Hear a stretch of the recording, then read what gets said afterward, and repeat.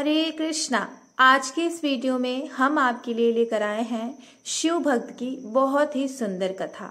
तो चलिए कथा का श्रवण करते हैं। पर कथा शुरू करने से पहले आप सबसे विनम्र निवेदन है कि अगर आपको ये शिव भक्त की कथा पसंद आती है तो आप हमारे वीडियो को लाइक शेयर सब्सक्राइब भी जरूर कर दीजिएगा। आइए सुनते हैं कथा। एक नगर में भगवान शिव का एक भव्य मंदिर था, जहां हर वर्ष दूर दूर से भक्तजन शिव जी के दर्शन के लिए आते रहते थे।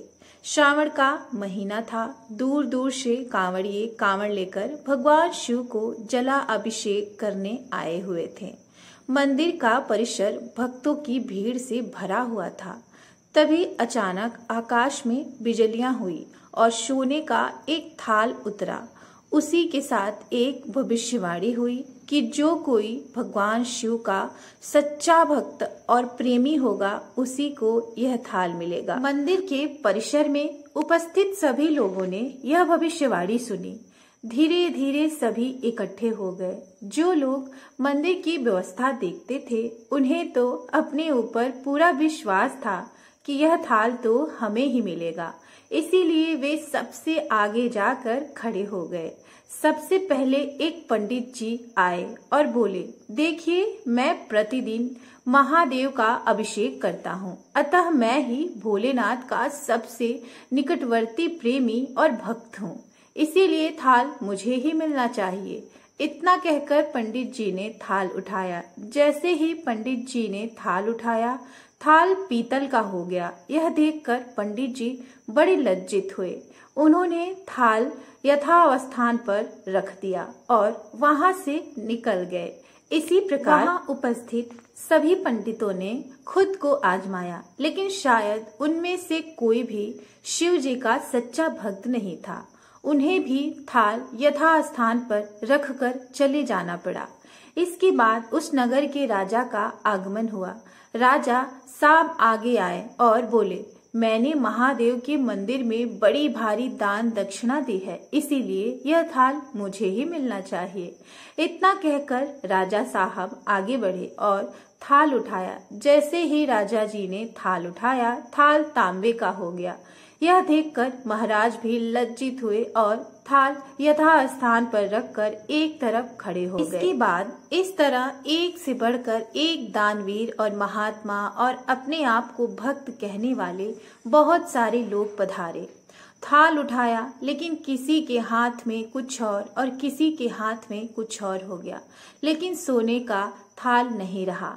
तब लोगों को पता चला कि हम में से कोई भी महादेव का सच्चा भक्त नहीं है। उसी समय एक किसान का आगमन हुआ, जो कि बेचारा महीनों बाद आज चतुर्मास के सोमवार के शुभ अवसर पर शिव जी के दर्शन करने आया था। गरीबी और गृहस्थी के बोझ तले दबा दिन रात खेतों में मेहनत करता, मजदूरी करके अपना और अपने परिवार का गुजारा करता था। अभी रास्ते में आ ही रहा था कि कोई भिखारी मिल गया और कुछ खाने को मांगने लगा। इससे किसान को दया आ गया और उसने अपने खाने के लिए जो खाना लाया था वह उसने उसे दे दिया। उसके बाद थाल के बारे में इसने भी सुना था, लेकिन इसने उसी ओर कोई ध्यान नहीं दिया। सीधा मंदिर में गया और महादेव का पूजन करके बाहर आ गया। परिक्रमा करके जाने को हुआ, तभी पीछे से एक व्यक्ति बोला, भाई तुम भी थाल को उठाकर देख लो, हो सकता है तुम ही एक सच्चे भक्त हो जिसके लिए यह थाल आया हो। किसान को लगा कि वह व्यक्ति उसका मजाक बना रहा है। किसान ने हंसते हुए कहा, भाई मैं तो कभी कोई पूजा पाठ भी नहीं करता, महीनों में एक आध बार मंदिर आ पाता हूँ, तो मैं काहे का सच्चा भक्त। वह अजनबी बोला, भाई हम तो देख ही चुके हैं, हमारी भक्ति तो 2 कौड़ी की भी नहीं है, लेकिन एक बार तुम भी अपना हाथ लगाकर देख लो। सोने का थाल मिले न मिले, पर तुम्हें ये तो पता चल जाएगा कि तुम्हारी भक्ति में कितनी सच्चाई है।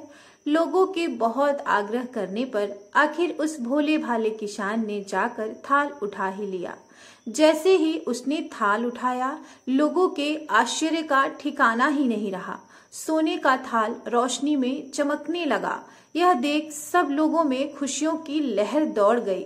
सभी लोग उससे जाकर जय जयकार लगाने लगे और पूछने लगे कि भाई तुम ही सच्चे भक्त हो, अब हमें भी बता दो कि कैसे भक्ति करते हैं जिससे महादेव तुमसे इतने प्रसन्न हैं।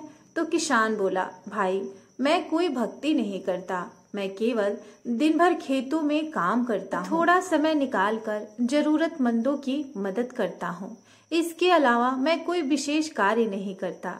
लोग पूछने लगे, तुम लोगों की मदद क्यों करते हो? हंसते हुए किसान बोला, सुकून, दूसरों के चेहरे पर मुस्कान देखकर मुझे जो आनंद और खुशी होती है उसे मैं शब्दों में भी बयां नहीं कर सकता। शायद यही कारण है कि महादेव मुझसे खुश हैं। इसीलिए हमेशा याद रखें कि सत्कर्म आरंभ भी आनंद से होता है और अंत भी आनंदमयी से ही होता है। दुष्कर्म का आरंभ भी दुख से होता है और अंत भी दुखायद होता है। आप सभी सैकड़ों मील की यात्रा करके भी दूसरे का दिल दुखाते हैं तो आपकी वह तपस्या, साधना और महादेव का दर्शन धूल के बराबर होता है। तो इसी के साथ ये कथा यहाँ समाप्त होती है। पसंद आई है वीडियो को लाइक, शेयर, सब्सक्राइब भी जरूर कर दीजिएगा। फिर मिलते हैं एक और कहानी के साथ। हर हर महादेव।